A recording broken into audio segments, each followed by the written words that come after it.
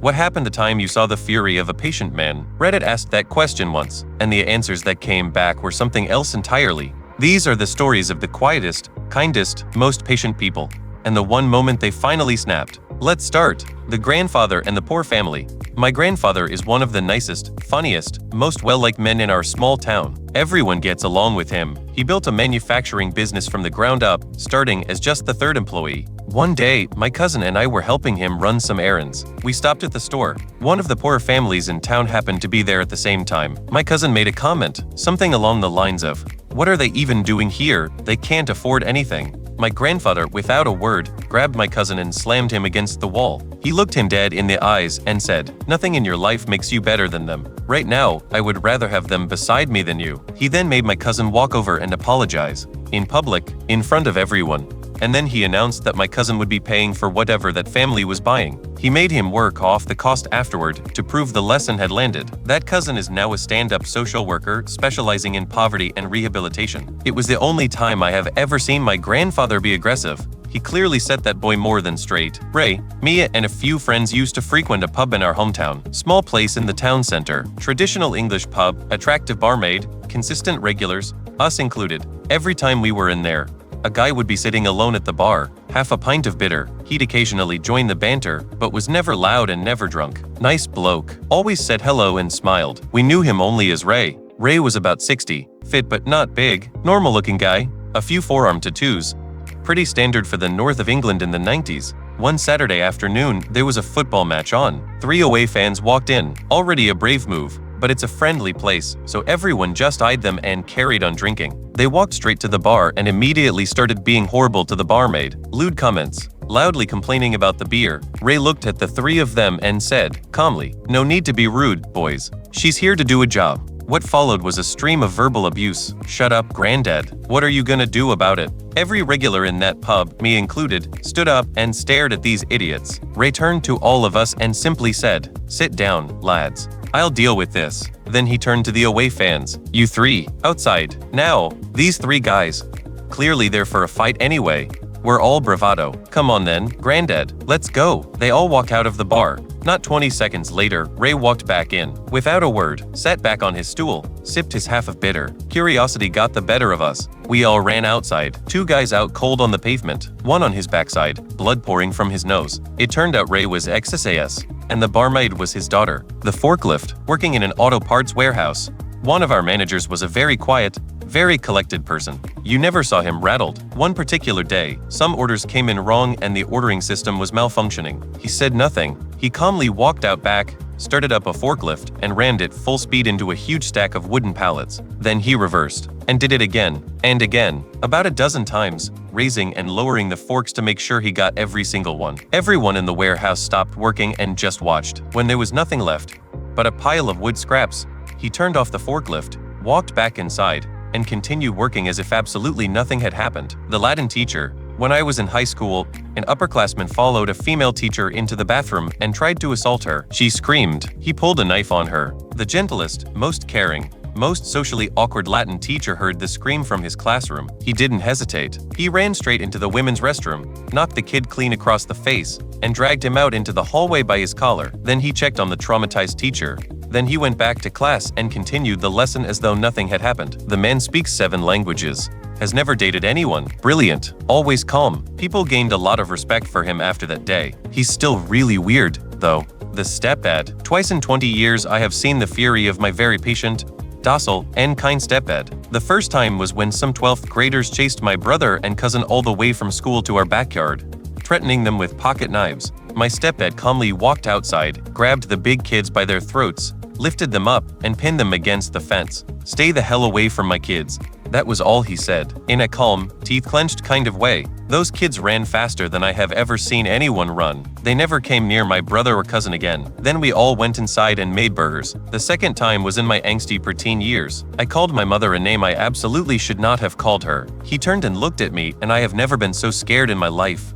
He backed me all the way up against the kitchen counter, screaming, while I shielded myself with a bar stool. The second he backed off slightly, I bolted to my bedroom and barricaded myself in with every piece of furniture I could find. Didn't come out for a solid day, but he's normally a complete teddy bear. A teddy bear, still a bear. The dad, 6'8", About a decade ago, we lived on a hill. Drunk people were constantly cutting through and damaging my mom's car. One night, my dad happened to have a weekend off. He heard a group of drunk people coming up the road. He got up, walked out the front door, and just waited near the front lawn, watching. Mom was so worried she came to get me, afraid he'd get hurt. They ended up pushing each other around, and one bumped into the car, leaned on the hood. My dad told them to step away. They started taunting him. He walked closer, and then one of them smashed the side mirror clean off the car, laughing. My dad is a 6'8" ex-basketball player, built accordingly, and normally the kind of guy small men just love to test. He hit the guy straight in the jaw. You could see it break. The guy was screaming and crying at the same time while his friends picked him up and ran. We never heard from them again. My dad never got in any trouble for it. He went back inside and watched TV. You broke the mirror off the 6'8" man's car. Remarkable decision. Grandpa at the fence. My aunt was 12 years old, and she and the neighbor boy were caught making out on the couch. Nothing more than that, but the rumor mill went into overdrive, and the neighbor boy's mother came storming over to the house to accuse my aunt of being something she absolutely wasn't. My aunt opened the door, and the woman called her a filthy name. My grandmother was in the kitchen.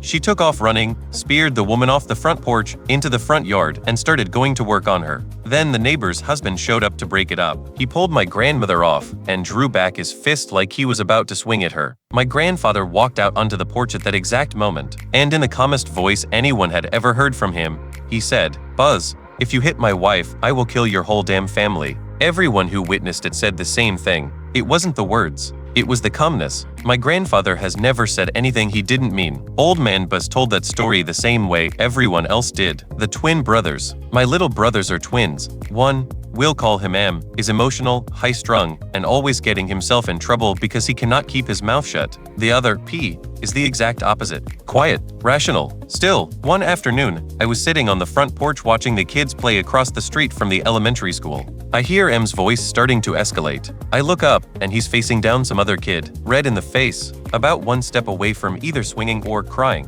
I get up and start heading over. I've just stepped onto the grass when M's antagonist says, loud and clear, "Your birth certificate was an apology letter from the abortion clinic." M goes silent, shocked. Tears start welling in his eyes. I'm furious, and a small, terrible part of me is thinking, I've never heard that one before. But before I can say a single word, P comes flying in with a punch straight to the side of that kid's head, knocks him flat on his backside. M is shocked out of his tears. I am standing there watching a 10-year-old deliver a perfect airborne sucker punch. P stands over the kid, practically snarling, until I make it over to them. The kid spots his chance and bolts. I march the twins home. I pull P aside. "I'm kind of proud of you," I tell him, "sticking up for your brother like that." P gives me the flattest look I have ever seen on a child's face. "I wasn't protecting him," he says. "That's my birth certificate too." Greg and Jimmy. This one guy at our school, we'll call him Greg, was gigantic. Hit 6 foot tall at 15. Had a beard coming in before most of us had started shaving. Intimidating as anything, but genuinely one of the nicest people I have ever met. A real model of a good person. All year, he'd been relentlessly picked on by another boy, Jimmy. Jimmy had self-esteem issues, constantly went after younger or softer kids, and when he zeroed in on gentle Greg, knowing he wouldn't retaliate, it became a habit. Jimmy was rarely in school, but would hang around the gates with 6 or 7 friends, waiting for Greg to show up, and then bolt when he did. One weekend, we were all out, and Jimmy and company jumped Greg. Greg went mental. A couple of Jimmy's friends held us back while Greg knocked 4 of them clean out before they finally brought him down. It was like watching the Hulk. Jimmy, of course, had run before the fighting even started. The following Monday at school, Jimmy was back to his usual self, seemingly unbothered. That didn't last. Greg caught him and hit him with an uppercut, so powerful that Jimmy was launched clean across a school desk. He was subsequently advised to leave education. Justice. The quiet man at the bar. My uncle is the most peaceful person I know.